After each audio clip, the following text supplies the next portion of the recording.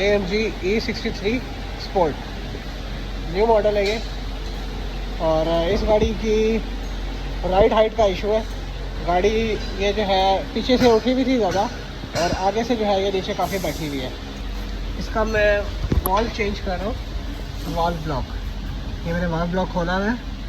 ये इसका पुराना वाला वॉल्व ब्लॉक है और ये वाला अभी नया वाला वॉल्व ब्लॉक लगा रहे हैं। जी व्यूअर्स, मैं आपको एक चीज़ बताना भूल गया। इस वाल्व ख़राब होने की वजह से ये इसका बैलून फट गया था।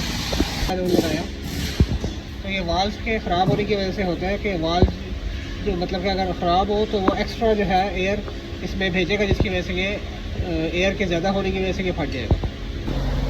जी व्यूअर्स, इसका वाल्व का इशू था। गाड़ी की अभी हाइट में आपको दिखाता हूँ। यहाँ से भी लेवल है और फ्रंट से भी लेवल है।